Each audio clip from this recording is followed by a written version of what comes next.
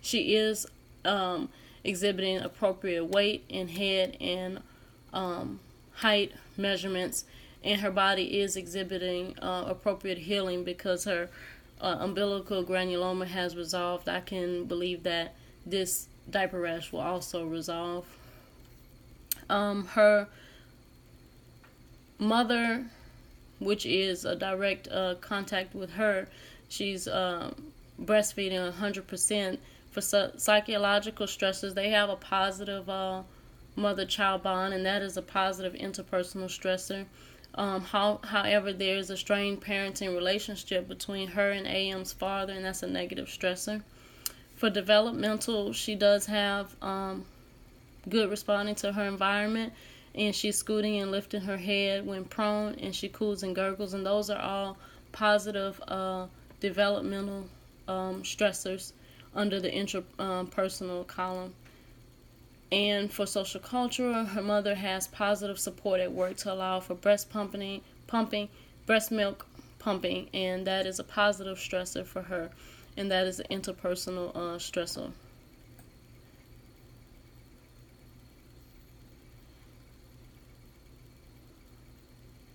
So far as my client goal, this goal for the client would be to prevent further damage to the skin and return her skin to the normal state of healthy skin and prevent irritation of skin in the future.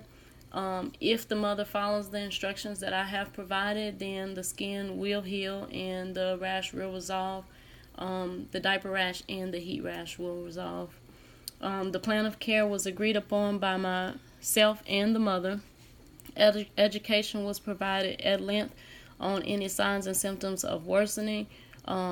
Dietary surveillance and counseling was provided to this breastfeeding mother, and surveillance of her support system to make sure that she's able to meet the financial and nutritional requirements.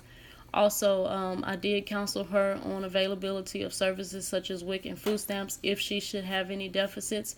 I did monitor the actual breastfeeding to make sure they had proper bonding, latch-on feeding to make sure that AM is receiving the appropriate nutrition. Reassurance was provided to her on normal infant conditions such as the salmon patch on the back of the neck, the birthmark, and the normal infant reflux that she's having at this time. And I'll continue to monitor that for any changes or resolution.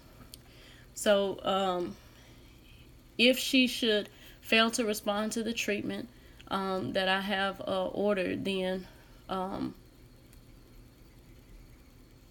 I'll see her again, and I would add an antibiotic as necessary, a topical antibiotic such as mupirocin for any secondary infection. And then if she needed a systemic oral antibiotic, I would do something like Augmentin or Keflex.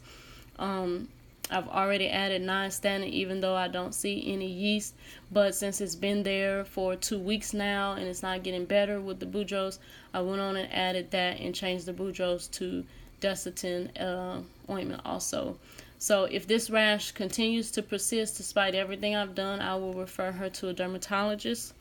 My Healthy People objective is they aim to improve the overall health and well-being for mothers and children.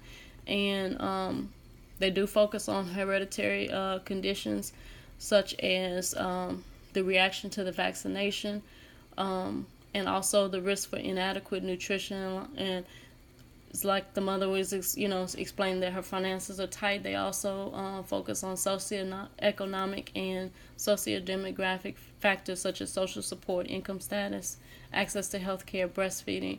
All of those play a role in maternal and child mental, physical well-being.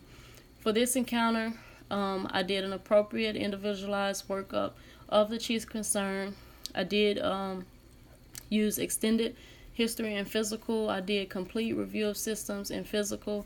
I did age-appropriate interventions, and the plan also was cost-effective, and it included complementary therapy as well. Role competencies were included, such as providing direct clinical care, education, and research to complete this patient workup. And I also provided primary prevention through the surveillance of diet, and also through counseling, and through breastfeeding education. And tertiary care prevention was provided in treating the symptoms of her diaper rash. Thank you.